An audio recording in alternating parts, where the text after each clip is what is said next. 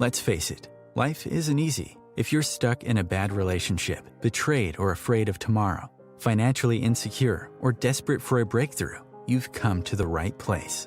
Dr. Carmen Harra is a renowned psychologist, intuitive, relationship expert, and best-selling author, and she's here to give you the miracle guidance you need. Her new call-in show, Miracle Guidance for Everyday Life, offers profound wisdom, practical advice, daily exercises, and empowering predictions, all for you. Dr. Harra's show aims to eliminate everyday problems, big and small, with topics like healing your relationships, reclaiming your power, achieving better health, dealing with loss, and so much more. Regain the joy, stability, and fulfillment you deserve to feel. Tune in to Miracle Guidance for Everyday Life with host Dr. Carmen Harra, live every Tuesday at 7 p.m. Eastern, and find the answers you've been looking for. Good evening, everybody, and welcome to another episode of Miracle Guidance, the show that offers you the guidance you need to transform your life. I'm actually doing this show for a very long time, for many years already, thanks to my producer, Christopher. And as you know me, I'm live every Tuesday evening, 7 p.m. Eastern Time, right here on OMTimes Radio. And tonight, I have a wonderful guest. Tonight, the topic is about aging, because no one wants to age. We all want to reap the benefits of beauty, vitality, and most importantly, good health forever. Now, thanks to scientific breakthrough in medicine, biology, epigenetics, we are an inch closer to the common dream every single day. Now, new discoveries governing the laws of cells, tissues, organs are helping us live longer and happier lives. So what can we do, to get rid of diseases, look and feel better, and prolong our lives? So I invited a wonderful doctor tonight who just wrote a brilliant book. Her name is Dr. Daniela Farkas, and I will introduce you to her in a second. But she came up with such powerful actions and talking about potent supplements that you can take on a daily basis to slow down the aging process, to rejuvenate your body from the inside out, and so many things. I mean, the book that she wrote is actually called The End of Aging, is absolutely brilliant. I highly recommend this book. It just came out, and you will find extraordinary answers to many of your health questions inside this book. You'll learn so much about yourself and the things that you actually can do. So this book is inspiration for many generations. And the thing that we should take into consideration is that the next barrier we must break through consists of reversing and stopping the process of aging, because aging is a very costly disease, and many industries make billions each year off of our desire to be forever young. Now, in truth, there's nothing more desirable about any condition associated with aging or sickness. So to live a long life, but a good life, and we don't want to live a sick life, because a sick life is like not a blessing, it's more like a curse. So collectively, we are thriving for healthy and a long life. So everybody's striving for longevity. And as I said, my guest tonight, Dr. Farkas, she wrote this fantastic book that is called The End of Aging. And the book explains the 7 pillars of age and death and how to prevent every one of them. And if we understand how we age and why we should intervene at different points, to make things better, she discussed the natural cell cycle of age and how there are different pathways that lead to cancer. She discussed all kinds of topics, what vitamin you should do, how you can protect your cells. And she comes with the most innovative ideas and explains things that haven't been explained before. So I can go on and on and on in telling you how many things this book gives you in terms of information. And so with no further ado, I'm going to welcome my incredible guest, Dr. Farkas, Dr. Daniela Farkas. And I want to tell you that she was actually born in Romania like me, and she came here when she was 19. She was married at 29 with 2 small kids, but she went to school. And she graduated as a biologist, magna cum laude, and continued to earn a master's degree in biomedics and got a doctorate in 2001. She opened her own medical practice.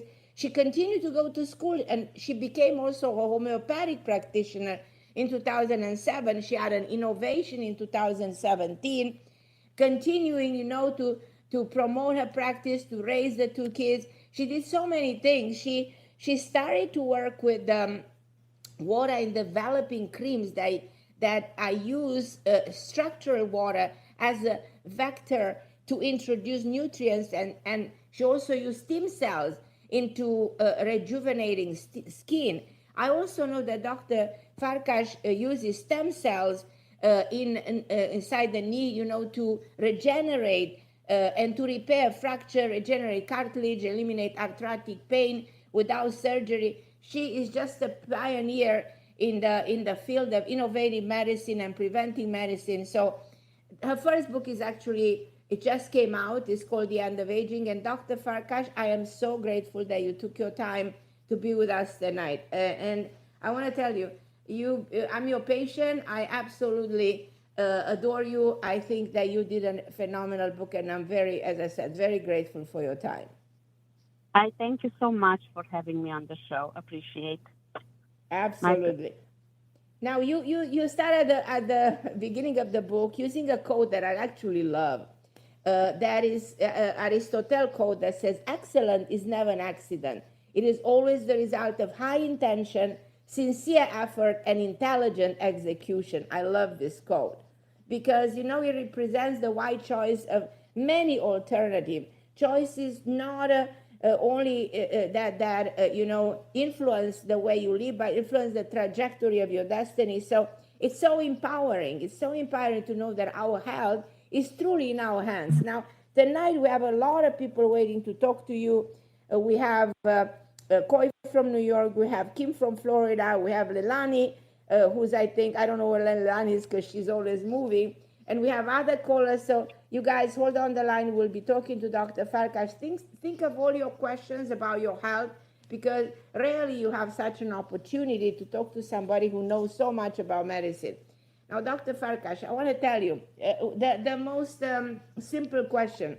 Why did you decide to write this book? It's normal for me to ask you this question, but if you can answer, I'll appreciate it.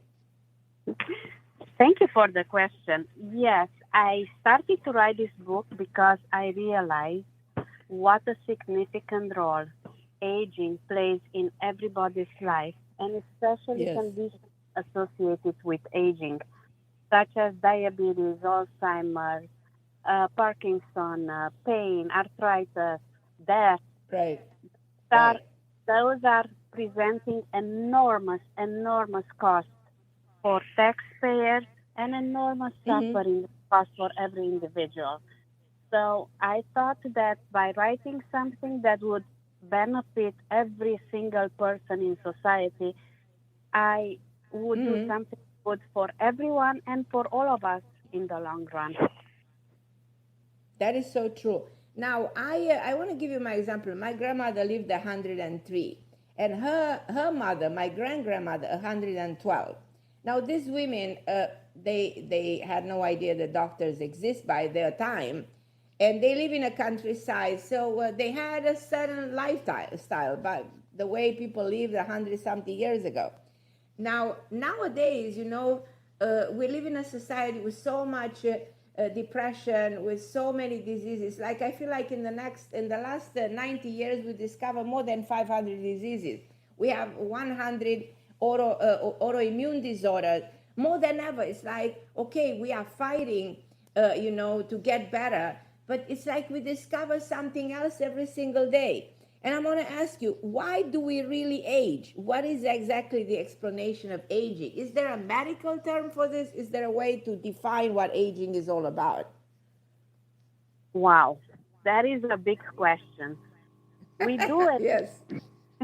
We do age because of a set of factors. Specifically, we age because of 7 pathways that exist at the level of cellular level. We age because there is an internal clock in every cell that dictates when the cell should go bad. We age because sometimes the cells have a disease where they divide uncontrollably. In order to survive, they develop mechanisms where they just keep dividing, and this is what cancer is called. Other cells become zombies. They don't die when they're supposed to die, and they become only sources of infections. And like people with dementia, that's pretty much one of the reasons this comes about, is because those cells do not die when they're supposed. Another major reason we die is because the little machinery inside the cells that gives us energy, it's called mitochondria, becomes diseased. It is a major, major cause. Another cause is that inside the cell, debris or garbage accumulates. Another cause is that outside the cells accumulates a lot of garbage, such as arthritis. And the last reason we age and die is because in between cells, the tissue in between the cells becomes stiff and very rigid. It loses the elasticity. So those are the reasons we die. At least we know why we die at this time. Yes. So what are those 7 pathways that you're talking about? Can we take it one at a time? You said the 7 pathways. Yes. The first one is there is in every cell an internal clock. The cell is so that's the first one, the internal clock of the cells, okay? Yes. Each cell has an internal clock that dictates how many times a cell could reproduce itself before it dies. And I understand. It is controlled by something called telomere, which is like 2 little shoestrings like at the end of each cell. And every time a cell replicates, those shoestring markers are getting a little shorter and shorter until at the end there is no more telomere left, and the cell is programmed to be killed or to die. Okay. To commit so the telomeres are like the extremities of the cell.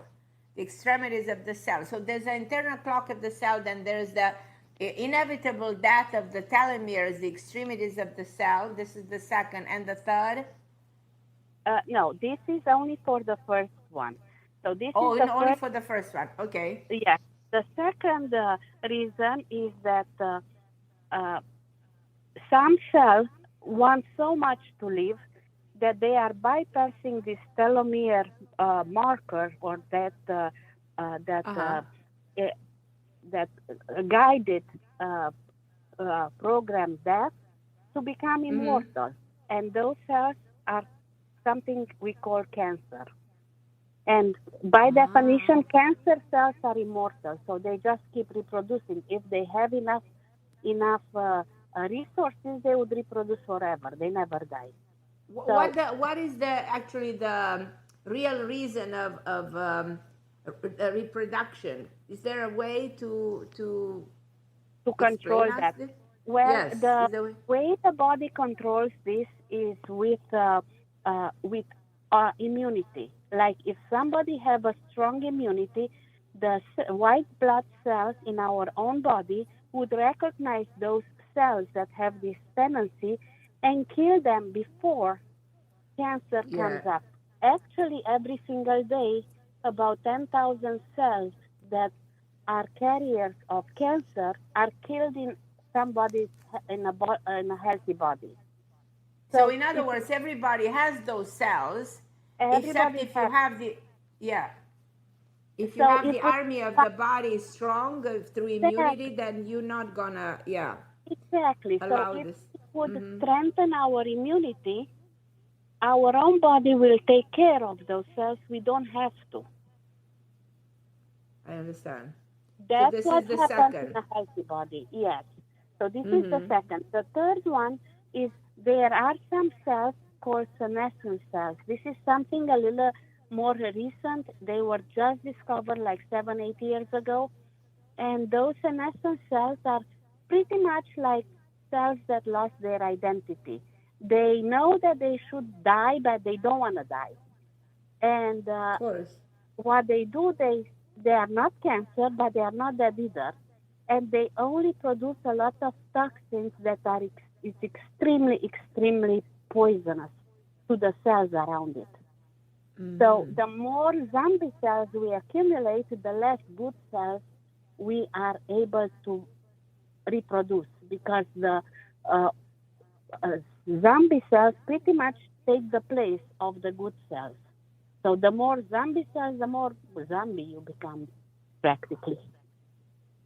So that explains why some people are just, as they age, they become less aware, they become disconnected, they start to act, like you say, like a zombie person. With Exactly. their energy is down, their perception is missing of reality, and they disconnected from this reality, and that also has a lot to do with, as you said, with those toxicity that happens inside the cell. So this is the Yes. So third, and yes, the fourth one is an extremely important one. It's a reaction that happens inside the energy powerhouse of the cell. This organelle, or this tiny, tiny structure inside every cell, it's called mitochondria. yes, And by many, many scientists, this is considered the kernel where any disease originates. Anyone, according to many, many scientists, like Alzheimer's, diabetes, cardiovascular disease, aging, arthritis, pain, decrease of energy, everything has right, the origin in this organelle called mitochondria and the lack of functioning properly. And I did spend a lot of time in the book talking about mitochondria and about ways of helping the mitochondria, ways of helping it getting rid of all the uh, oxidation that results as a normal process of this mitochondria. And this is a major, major, major cause of getting old and dying. In my opinion, it's probably number one. at the The end of the day, fourth, this is number one. I want to ask you at the end to give us some hints. What can we do, to empower mitochondria? What can we do to actually, in a way, regenerate, stop the oxidation, and regenerate and give energy to the cells and regenerate the mitochondria? What can be actually done? I'll ask you if you want to answer now. If not, I'll ask you at the very end. let's finish the 7 steps because this was only the Right, fourth. exactly, And exactly. Mm-hmm. the number 5 is the accumulation of toxins inside the cell. So this is like somebody has a beautiful house, but they never take the garbage out. And Yes. after about a year, probably the kitchen would be filled with garbage and they won't be able to get in. And Right. after a couple of years, probably they would not fit into their own house because the garbage Right. would be so Right. much. And not only that it would occupy space, but the garbage itself would release toxins that are, poisoning structures around itself if it's so Right. much garbage accumulated. So this is the fifth reason of aging. We're going to talk about how to get rid of all this garbage. The sixth Right. is like exactly the same that garbage accumulates inside the cell. Garbage could accumulate outside of the cell too. And this is resulting in somebody that has a house and with a little backyard and front yard and everything is filled with garbage in and out. And this, Yes. we could look at, for example, what happens inside the blood vessel where the garbage structures accumulate until it closes the blood vessel, and like, for example, a heart attack or a stroke occurs, or Right. it same happens in the liver or in the gallbladder or God knows Right. where, and it stops the function of a particular organ or a system, and it's nothing to desire. And the last step that leads to aging is the stiffening of the matrix in between the cells. So something like in cystic fibrosis, where the in-between tissue, the cells are kind of normal, but the in-between tissue is so stiff that it actually renders the organ ineffective because the stiffness that occurs in the interstitial tissue. Well, this is brilliant to me. This is so genius because we need to understand the way you explain it. We make all of us understand what actually happened to us in the process of aging, and everything, as you can explain, as you can make us understand, comes at the cellular level. Everything has to do with the cell. Everything has to do with mitochondria, has to do with extremities, the tissues in between, and this is where the aging process actually happens. So what can you actually do? Like, I'm going to go back to the question, what can we actually do to get rid of the garbage that you're talking about? What can we actually do to prolong the life of the telomeres? What can we actually do to enhance the mitochondria's energy that exists at the level of the cell? Give us, I know all of this is in the book. Now, guys, if you want something and you listen to the show, go get Dr. Daniela Farkas' book, The End of Aging, because it's absolutely revolutionary. It's one of the best books that I've ever read that has to do with the medical field. Please, I'm not exaggerating. It's absolutely brilliant. So go run and get it right away from everywhere books are stores, and go to Amazon. You'll find it right away. It's a brilliant book. So give us a little bit of, explain us a little bit, what can we actually do? Before we find out how we can rid of garbage, we have to see where is this garbage coming from. Right, and, right. The garbage is coming, most of the garbage, not all of it, like probably 90% of the garbage that we find inside the cells and inside the mitochondria and inside everything else comes from the food we eat. The food that we eat is not only the quality of the food, but it's also the quantity of it. Right. If somebody, for example, eats something that is like filled with processed food, those processed foods are so full of chemicals that the body never encountered those type of chemicals 10 years, 50 years ago. That's why your mother and grandmother lived such a long time, because they didn't have to deal with those processed foods. The oils that we eat are so poisonous to the cell. But not only that we eat stuff that is so bad for us, we also eat enormous quantities of devoid of vitamins and full of empty calories. But it's not only full of empty calories, it's also full of toxins that the body will have to get rid of. So this is by far the number one source of chemicals. Another source of chemicals, eating, for example, tuna. Tuna is a type of a fish that accumulates a lot of mercury in it. So when we eat tuna like every day for a month or 2 months, then we should not be surprised that our level of mercury in the blood is like 3,000 more than it should be, and it will take the body 10 years to get rid of. Because we do not have other type of fish? If you eat salmon or other type, because there are all kinds of every fish is the same thing with the mercury level, or not really? Definitely not every fish. The larger the fish, the more chances of accumulating toxins like tuna. But if somebody eats salmon, especially wild salmon, not farm raised, it is a source of goodness for the body and a source of good oils and good food, unbelievable good food.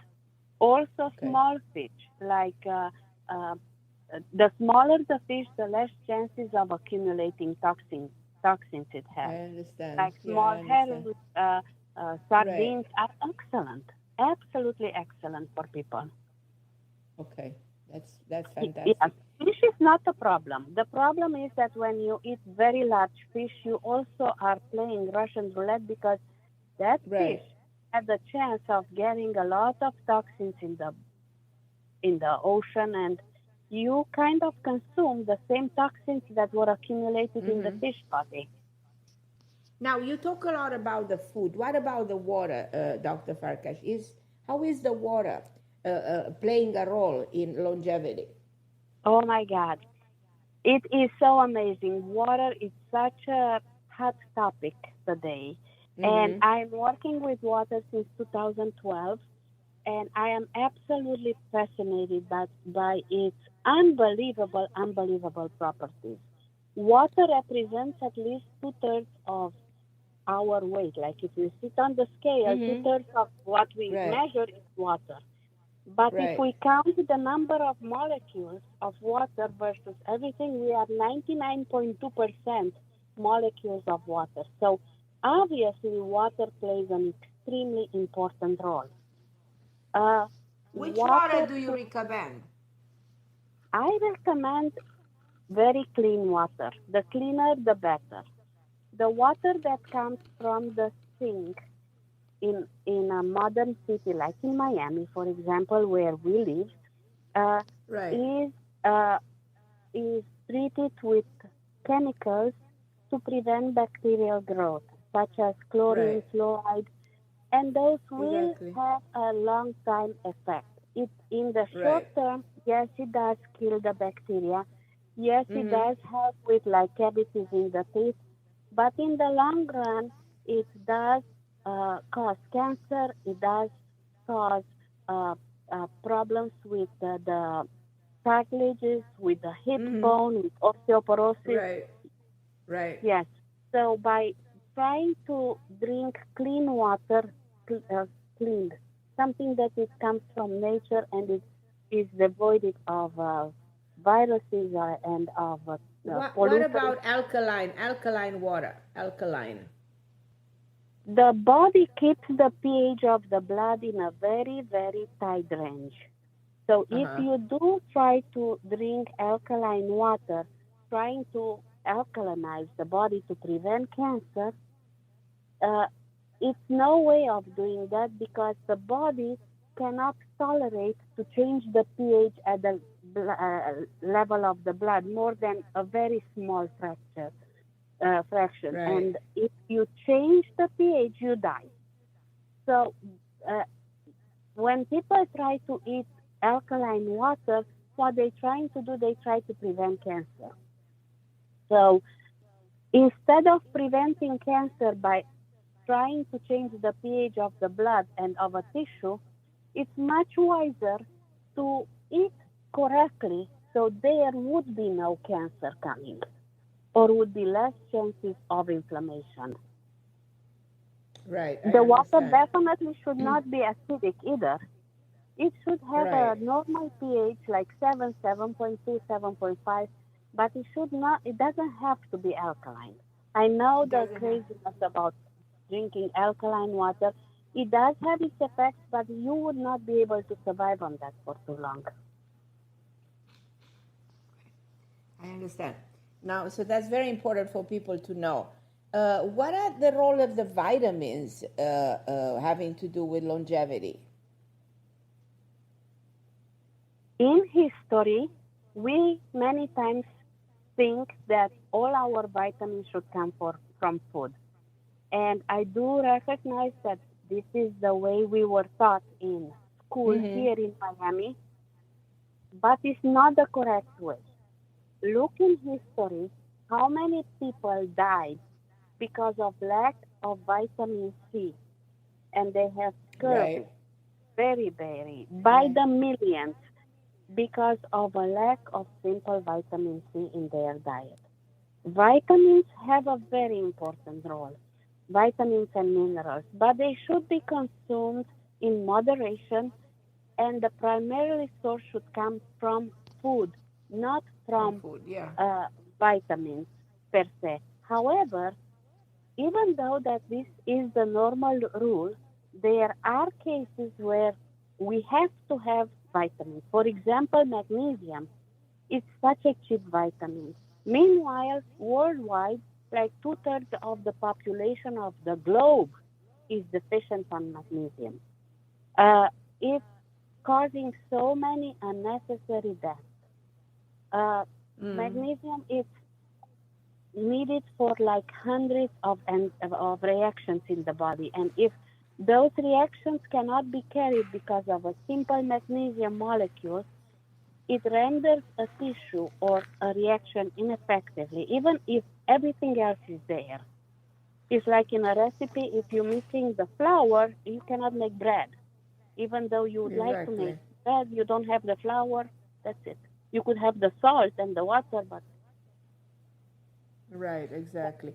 Now, I want to ask you a critical question also. I'm moving from one thing to the next to get as many questions as possible. You know, the world today has over 100 autoimmune disorders. What do you think? Are these disorders preventable, you think? Autoimmune disorders are usually a result of inflammation in the body.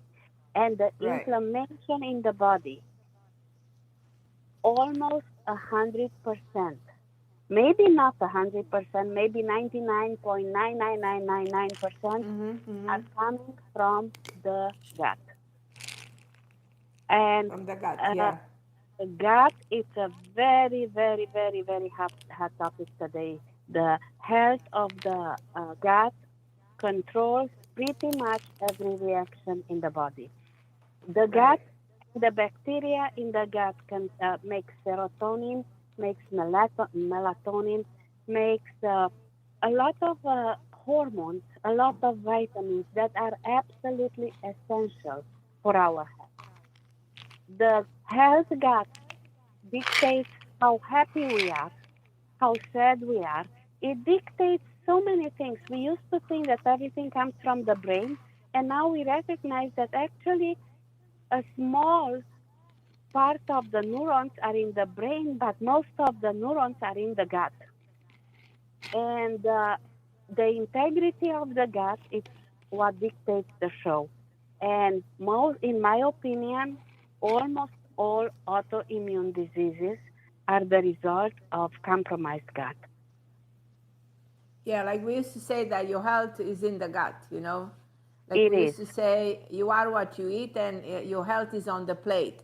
So these are It things is. that are so important to always remember every single day whenever we're ready to eat something or drink something. Now, do you believe in immortality, Dr. Farkas? Do you believe that immortality is possible? Theoretically, I think we're going to be there in a few years. You think so?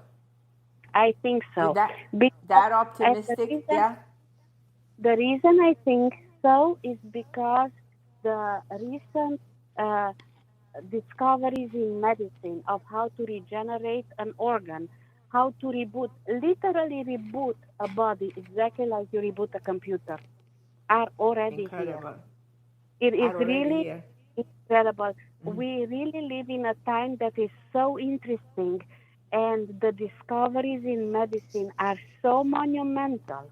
Like, for example, I'll give you a very small example. In 2019, this is only like a few years ago, a researcher in Japan was able to isolate cells like skin cells and bring them back, like from a person that is like 100 years old, and bring them back to the time the person was born. So you are able to turn the clock backwards. Those are called Yamanaka factors, and 4 of them were discovered. This is such a monumental discovery. Actually, the guy already got the Nobel Prize for it. No, tell me, is this all in your book? Because, listen, you guys, you're listening to this show. Please get this book. If you love yourself, if you want to learn something essential for your health, for your well-being, this book is so packed with extraordinary information. It's the complexity of this book, Dr. Farkas. I am so moved and impressed by your work. You did a fantastic job by writing this book. I'm so grateful to you. And I want everybody listening, And I'm going to talk about this book as long as I am around, you know, so that everybody gets this book. You guys need to know what to do, you know, to turn the clock, to improve, to empower yourself, to get all the benefits of the knowledge that exists in this book. So, and again, the book is called The End of Aging and is written by Dr. Daniela Farkas, which I'm so happy to have on the show today. Dr. Farkas, I want to take some calls from some people who are so excited to talk to you. And you guys have your questions about your health for Dr. Farkas, because I know she'll be able to guide you and help you. And you know, I'm going to go to a Romanian lady who works in New Jersey. Her name is Adriana. Hi, Adriana. Welcome to the show. Hello. Hi, Adriana. How are you? So I have two questions for me, but health related, I have it for my mom. So she has osteopenia. Mm-hmm. So is anything that she can do, because she has days that she cannot even move? Yes, osteopenia is a condition of the bone where the bone do get demineralized. It loses the minerals. And about up until like probably 20 years ago, 15 years ago, we used to recommend calcium.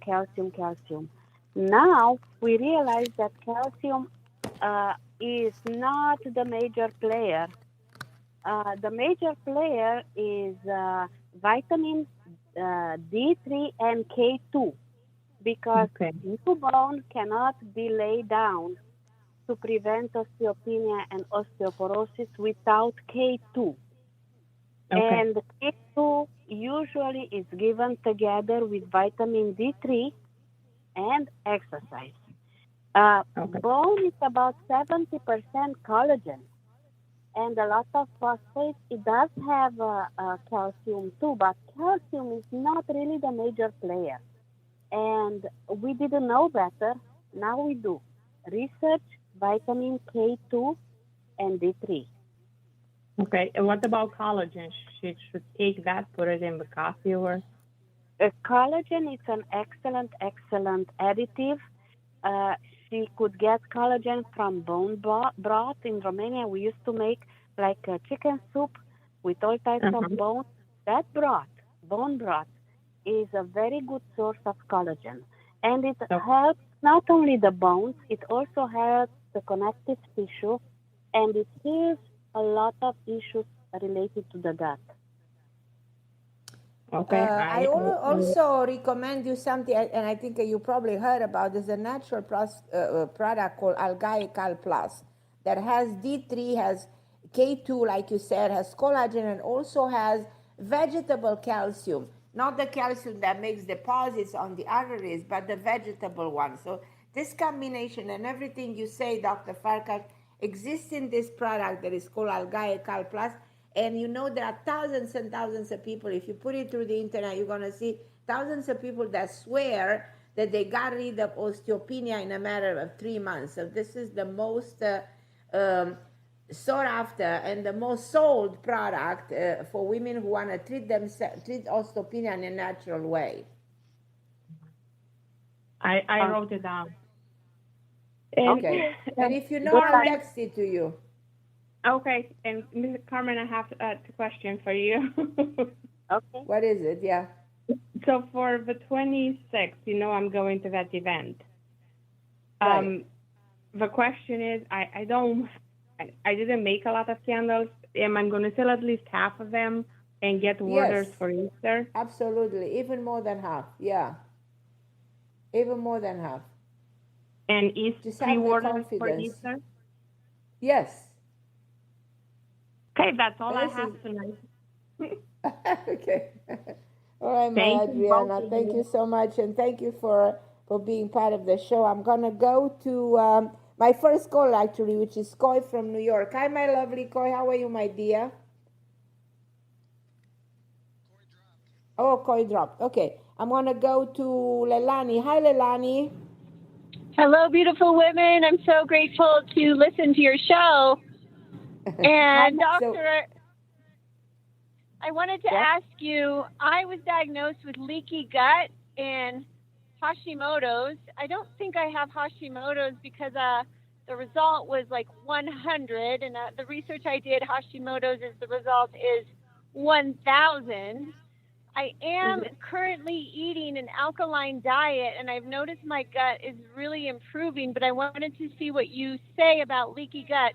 I'm off all processed foods, and I'm eating a whole, pretty much vegan diet currently. Thank you. Melania, this is a very good question. I recommend you reading a section of my book that deals with plants. Plants, like anything in nature, are living things that want to live as an organism, thrive, and see their babies do the same. When we started to eat plants didn't like it that much because we kind of exterminate them, and they developed ways of protecting themselves. They developed little molecules called lectins, and those lectins act at different types of joints to promote inflammation and to prevent people from eating them to extinction. Read that part of the book because it's so interesting. What I recommend is that you learn which plants are devoid of those lectins that are bad for us, and which plants have lectins that are beneficial for us. For example, blueberries have lectins that are extremely beneficial for us because they develop protective molecules to protect themselves from the sun. And that protection, when we eat blueberries, is conferred to us. The same thing happens with olives. Olives pretty much ripe in the sun, so they try to prevent radiations on the young fruit by making those lectins that are so healthy for us. That is one. But there are other plants, such as grains or corn, that their lectins are not good for us. And if you know which one is good and which one is better and which one is worse, you would make yourself a good deal of beneficial side effects, and you would know how to prevent leaky gut. For example, there are in the grains, a type of lectin that is called agglutinin that goes in between the cells of the gut without separating the cells altogether. And they are the cause of arthritis. So it pays to take the time to educate yourself. So in other words, you have to get the book, Leilani, and read the section, because there is a section that explains exactly which the good leptin, which are the bad ones, and if you follow, what's in the book. There are also a lot of doctors recently that started to sound the alarm about grains, because grains is a source of inflammation and a source of promoting leaky gut. And we didn't know. You remember that about up until 20 years ago, we used to say grains, 7 grains all the time, 1 grains, without knowing better. Without knowing. And I want you to know I'm really intuitive. I took out corn out of my diet. I'm off grains. My other question is, it's so fascinating to me. I can eat pretty much anything in, say, Spain or parts of Europe, or even when I was in Peru, and I can't eat a lot of the food in the U.S. And I'm curious if you discuss in your book the GMOs and the glyphosate that they're spraying on wheat, which I believe is the reason we have an epidemic of wheat, is because of the glyphosate. Yes, I do. And this is actually a very hot topic also. Yes. In Europe, for example, GMO, genetically modified organisms, are illegal. And this is because the increase in cancer once the GMOs were introduced. In the United States, this is not the case. In the United States, we eat anything that is cheapest for the producer as most expensive for the consumer. Right. And it comes with the cost of billions of dollars in health costs, and we don't realize that we poison ourselves. Right. About the glyphosate, it's a result of, it's like the Agent Orange that is introduced by Monsanto. And actually, they do have, or they had, I do not know that they still have the contract with any fruits that are imported from anywhere in the world. For example, if fruits would come, like, let's say from Chile into United States, Monsanto used to have a contract with the border that they have to prevent any foreign parasites or bacteria to enter into our food chain.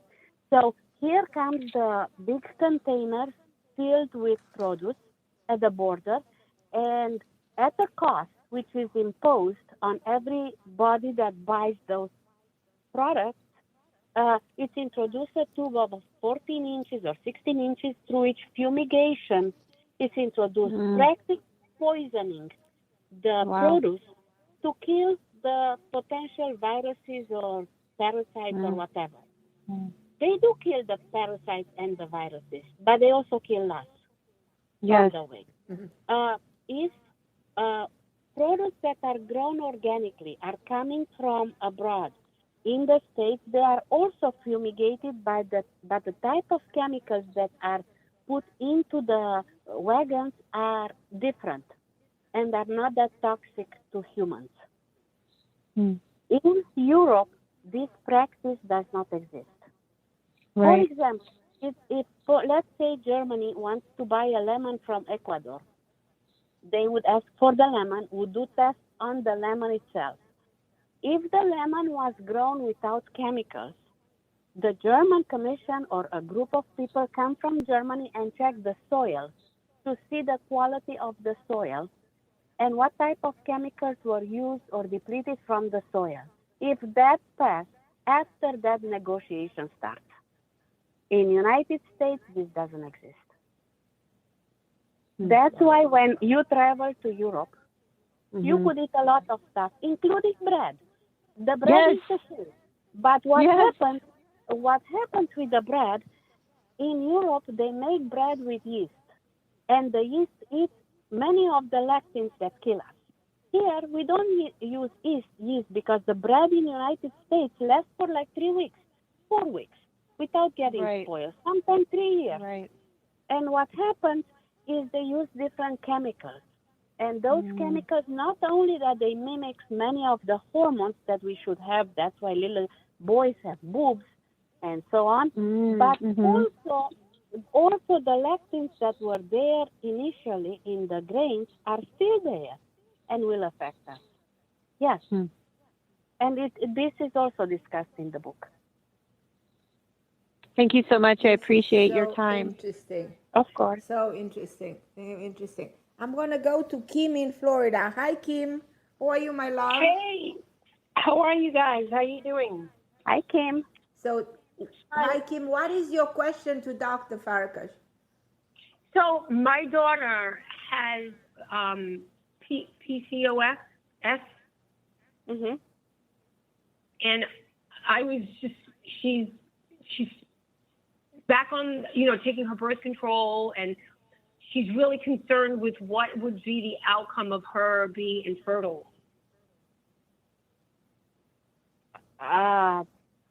Those are very specific questions. There is a possibility of being infertile from different chemicals, but the birth control pills that we give now to girls are not as toxic as they used to be years ago. Also, there are other ways of controlling this. It would be wise if you could find a naturopathic doctor that would check the hormones and would be specifically for this condition, because yes, this affects it. some of the girls that have this condition are taking metformin, and with very, very good results. And it seems to work, although we do not know exactly what pathway this works on, but it does work. So you will have to get with an endocrinologist for this, because it has to be measured very specifically. And, you know, when little girls have this, you don't play with hormones. Right. So she goes to an endocrinologist right now, and we're doing a sleep study on her because he says 90% of this is lack of sleep, and she does not think. She's been a very depressed person for many, many years. She's only 24. So she's got to do a lot of stuff. But now this, and she's really concerned with, you know, for future, with her, you know, wanting to have a family, and of course everything that else goes with it. She cannot lose a pound. She works out, she does Weight Watchers, and she's not gaining, but she's not losing an ounce. And I really feel bad for her. But I'm hoping, I mean, I don't want her to have sleep apnea, but we have a feeling that she might. And I was just wondering, the doctor just thinks that maybe if it is lack of sleep, that this can be, you know, obviously taken care of. This is a specific case, and I cannot really give you instructions one way or the other without having access to all the lab results. Mm-hmm. Yeah. But let me tell you, lack of sleep could cause a myriad of problems. I'm sorry, what was that? Lack of sleep or decreased quality of sleep. It's a very, very, very big issue. It's a big, big issue. And maybe she could find ways of improving the sleep, like with meditation, with medication, or with sleep studies. But yeah, she has to restore the sleep. Yeah. So we're going to check this for sleep apnea, and you don't want anything more, but she hasn't slept in many, many years, and she's trying to find things on the market to, you know, help her out. But of course, the endocrinologist said he doesn't want her on any of those sleep aids because they just give you dementia and all that other kind of stuff. But anyway, I was just figured I would. I was listening to your show tonight. It was really interesting, and it's a lot. This whole thing, you know, there's, you know, so much that comes with it. You know, depression, infertility. Did she ever try CBD? Yes. Did it help? And that's what's actually putting her to sleep right now. Oh. But if she has sleep apnea, we kind of need to know that as well. Yes.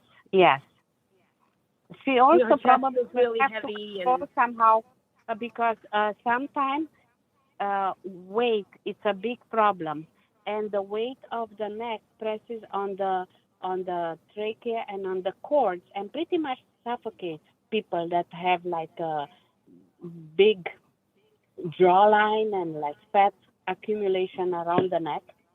So she should definitely look into ways that could lead to losing some weight, even like a surgery, like a bariatric surgery. But she needs to lose the weight, because with that weight, it's very hard to have a normal pattern of sleep where all that fat pushes on the neck and on the vessels that carries oxygen and carries She's only like 15 pounds overweight, but she used to be.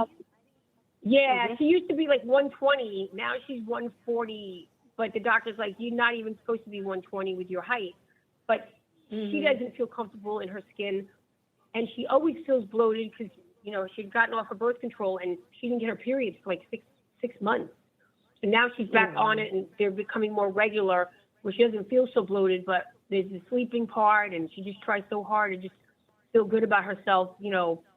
And she's like, I try everything that I eat completely right, because she has to with this. Nevertheless, she's trying to lose weight. Nothing falls off of her. It's sad. Wow. It's definitely an endocrine issue there, and she needs to look into it, because sometimes there are hormones that are produced by some mini growth in the ovaries or a lack of sleep, or it's better to have an expert opinion in that particular condition. Correct. Yeah. Now, She's going Dr. with, but I Farkas, was just curious I'm to hear coming your at the end of the show, Kim. I'm coming Okay, at the thank end you, of the show. ladies. Have a good night. I love you. Dr. Farkas, Love you when too. people Bye-bye. can find you, because you are such an extraordinary doctor and you can help so many people, where people can find you? Give us a website or where people can get a hold of you. I have 2 different websites for the book. I have one called The End of Aging, the name of the book, .com, and Dr Daniela Farkas.com. It's another one. And they could definitely send me an email at all of those, at both of those websites and get me through. Also in the book, at the end of the book, I do put all the contacts. They could get me through there. So everybody listening, please get this extraordinary book, absolutely amazing book, a revolutionary book, The End of Aging by Dr. Daniela Farkas. Dr.